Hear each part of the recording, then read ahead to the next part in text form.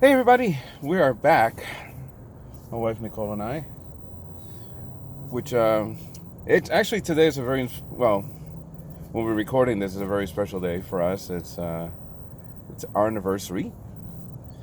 17 years. 17 years of being married, Woo. and we decided to go see a romantic movie called the Doctor Sleep, Yeah. which I think it's about a guy that he just goes to sleep a lot. Mm-hmm. Yeah.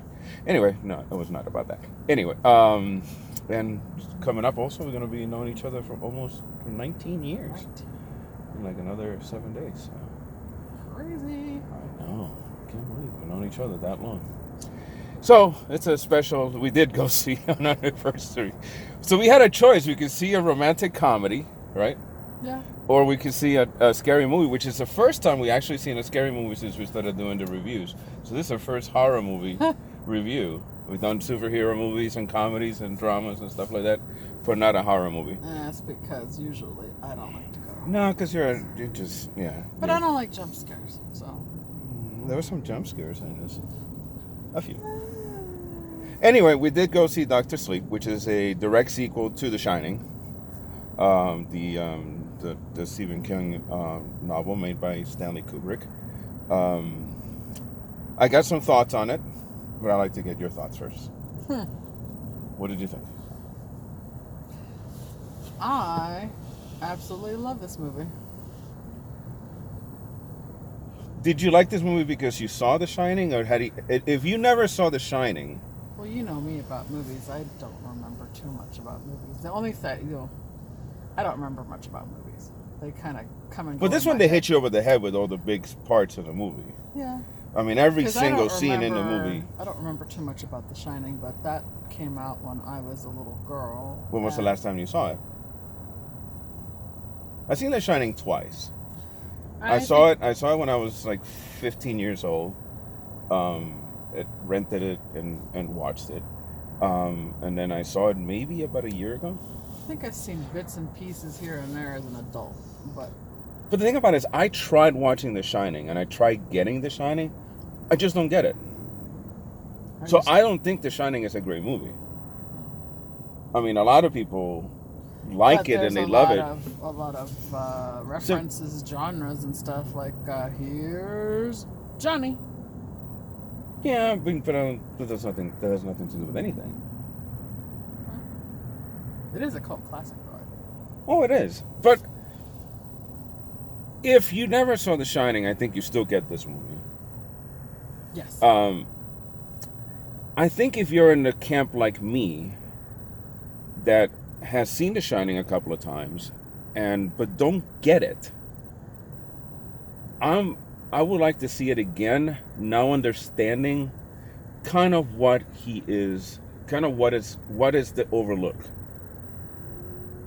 Because I think when you watch The Shining, maybe I'm not paying attention to the symbolisms, maybe I'm not paying attention to what is happening, but if the overlook is the evil entity, which is what this movie is making, it's basically telling you the overlook is the entity. The overlook is what makes all of these things. Now, is Danny then? Did Jack Nicholson's, did Danny's dad knew who he was and why he was trying to kill him? And are we seeing that? Because I think the boy is the one that sees the ghosts. He's the one that sees everybody. That movie again, I think. That's what I'm saying. I mean, if that's the case, then I'm on board to see it a third time, understanding who Danny is. If that's what the case is, then I'm on board. I'll jump right in, and I'll believe, and knowing, because I think what I don't like about The Shining, and we're talking more about The Shining than we're talking about Doctor Sleep, but we're going to get to Doctor Sleep in a second, is that it was done by Stanley Kubrick, which doesn't spoon feed you anything, and you have to figure things out. And Stanley Kubrick was an incredibly good director. Stephen King hated what Stanley Kubrick did with The Shining, But I think people that's the version, and that's the version that they directly sequel to when they made references in Doctor Sleep, even though Stephen King doesn't like it. But it was a really good movie. Great symbolisms. They didn't spoon feed you anything either, necessarily, at the beginning. But I think you if you've seen The Shining, you know what is happening. I think part of my what I liked about it was the bad person in the movie, or the bad people in the movie.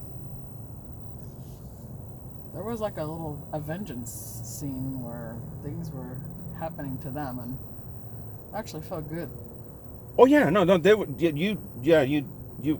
you felt for the characters, and you felt the hatred that you had for the characters. Although there's, and again, spoilers, because every time we do spoilers, the girl, I did call it that the girl was going to do something to the last girl that they got into the fold, into the flock. That she was going to do something because that was her gift. I guess everyone. That's one of the things that I don't like about the movie is that it seems like every one of them had a gift or a shine. Every one of them had a shine. There was a shine to everything. That was the thing that you either went good or bad, and but no, everybody had a shine. But I think that's she even they pointed it out. Remember, the guy said, "Do we want to turn her or do we want to eat her?" Okay. Basically, take her. Okay, but what I'm saying is that if every one of them has a shine, and you knew that the Abra's shine was that she was very powerful, and Danny's shine is that he can capture the ghosts, and whatever the what was the name of the hat? Lisa the hat? No, Rose the hat. She was basically the ringleader, and she knew what was happening, and she knew how to do it. What was everybody else? And when we knew what the shine was, the shine of the girl that they found in the theater, we knew her shine. We didn't necessarily need to know everybody else's. We knew that they. But how come nobody else's did anything? I mean, they would have had some power, but they didn't use it. I mean, they could have. I don't think you needed to know that. No, I'm just saying. No, I mean, they could. You just knew that they were part of that group. I guess. So basically, the movie starts with Danny basically remembering being in the Overlook and having the dreams and being in that time. Like it starts like basically it starts basically after what happened. Yeah, 1980. 1980. Basically after what happened at the Overlook, they want to move as far away as they can from Colorado, which I don't blame them, and they go to Florida and Danny encounters the cook. I think he was a cook, or he was the black guy. Wasn't he played by like Louis Gossett Jr. in the movie? No, I think it was played by Benson, maybe. God, I know it's not. It was Danny Glover. Anyway, so it's an inside joke. So he encounters that guy, and that guy is basically his protector. Yeah. So that's his protector. I guess he died to protect Danny. Mm-hmm. So he became Danny's protector. Mentor. Or mentor. Well, I think protector too. I think mentor, because I think he was trying to. He showed him how to. How to use his gift. Yeah. For good. Kind of control. Control the gift, yeah, because he was a broken man. But he did become broken. I mean, he went through like 40 years of alcoholism. Not 40 years. Well. It was 1980. Come on, honey. All right. Do the math. That's 30 years. 30. At worst, 29 years. No, 30. God, you're right. It's 40 years. Holy cow! I can't do math. Any rate, he goes through a long time. Shut up. Goes through a long time. I was like, wait a minute. I know. You were there too. I almost at you. Well, you know me and math. I don't do math very well. I mean, I was thinking to myself that I was probably around. Yeah, but I don't think it. Well, okay, but if he died when he was 20, when he was 20, because they say that Shelley Duvall's character, which Yes. the mom. Which they had She looked a lot like her. Oh my God. Good job on that. Yeah. And also the guy Danny, who looked like Jack Nicholson. Jack Nicholson looked pretty good too. Mm-hmm. He died when he was 20, so I think he became a broken man after the mom died. Yeah. I don't think he was a broken man before that. True, I think he was okay, but then when he kept seeing dead people anyway. Yeah. So I think he turned to alcohol to try to stop the again, squirrel. Is that an owl? I'd hope not. Any rate. That's an owl. Good. Okay. Wow. You need to pay attention here. Come on. You don't see owls very often, babe. Okay, you need to stop doing videos in your car. It's scary. That's what you see. So, I see owls. Any rate.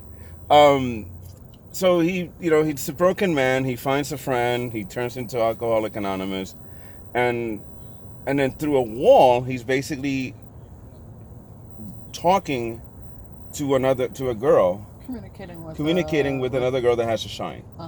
And she's pretty powerful. And these people are killing kids, which at the beginning of 1980 they killed that one girl, which was very popular, very very powerful, which gave him for 40 years, gave him a lot of power, because they almost ran out of the power.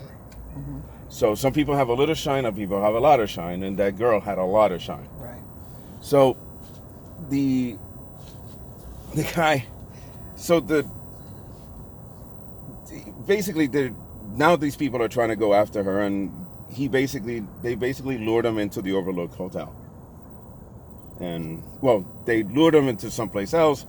They killed pretty much 90% of the gang, and the two. There's only one guy left, and Danny kills the guy by channeling the girl, which was pretty cool. That was actually she did a really good job. Cool because they didn't know about Danny. I think that was the big. Oh, they didn't know she had a protector. Yeah, she had two people. I thought it was just. Well, yeah, because Rose didn't even know at the end that he had Where have you been? Yeah, and that's when she's going like, wait a minute, you got a lot of shine too. I can take your shine instead. So, anyway, needless to say, the good guys win. Yeah. Yeah, I mean in a very epic battle. Not a lot of people died. Oh, yeah, the whole gang died. And Abra's dad. Yeah, that was sad. And Danny himself. Yeah, spoiler. Ewan McGregor dies. Because at the end he becomes her mentor. It's Ewan McGregor. He did good. Yeah, he did. He did really. I think that's the best job I've seen him do in a very long time. And I wondered if they released it.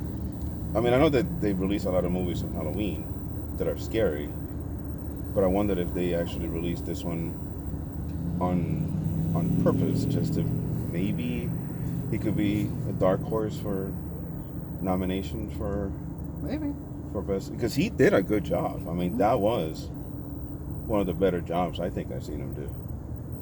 But if you've never seen The Shining, you're still gonna like it. And if you've seen The Shining, then you're probably gonna get more of the references that they say in there. I want to see The Shining again, because now I think I understand it. Huh? We're out of focus. I know we're out of focus. Let's see if we can. There we go. We're back in focus. Hopefully I get, I want to see it again. I think you should see it again. I think we should see it together. We might be able to get it a little bit better. Yeah. Maybe a movie I'll end up remembering. You never remember anything. It's bad. It's really bad. I know. That's not your gift, is remembering movies at all. Which is sad.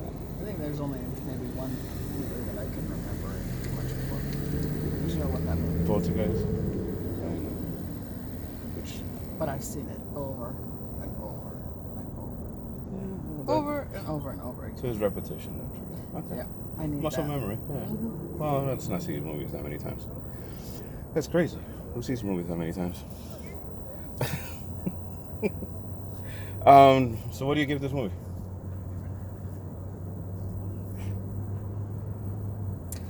I am gonna give it I don't think I want to give it a total 5, but it's up there. So. Did you enjoy it as much as you enjoyed Portuguese? Yeah. I know I don't want to take a shower anymore in a bathtub. That's some really scary. At the beginning, that was really scary, though. There's a lot of really scary. There is this naked old lady. Which was in the shower. And, oh, I see. I don't remember that. And she kept coming out of the damn bathtub. I will not look at a bathtub shower combination at the same. I think the scary thing was seeing an old lady naked. Yeah, That is not a pretty sight to see. And dead. So did you give it what, 4.5 stars? 4.75. Wow, I give it 4.5 stars. It was very good. And I don't know. I think this might be one of the few sequels that, if any, that Stephen King has ever written. Direct sequel to it. I heard Pet Sematary wasn't bad. What, the remake? Uh-huh. No, I heard the remake was bad. Oh. But I mean, but Pet Sematary, it's a remake, not a sequel. Oh. This is a sequel to The Shining. I mean, like True. it wrote a sequel. Pet Sematary 2 was bad. But I don't think that was written No. by Stephen King. I don't know. Just like Jaws 2 wasn't written by whatever Peter Benchley, whatever his name is. Anyway, go see it. I think it was definitely good. Definitely a romantic movie to see on your anniversary. I mean, by God. Naked old ladies. I know, right there, man. Flies on dead people. Awesome. People getting shot. Killing boys, little boys. Killing little boys in fields and then burying them and then smelling them. Amazing. That's just romance. Oh, beautifully romanced. Anyway, guys, thanks for watching. Subscribe if you can. Comment if you liked it. Whatever you liked about the movie, make a comment about it. If you hated the movie, make a comment about it. Definitely comment on these videos. So, until next time, good night, Bob, wherever you are.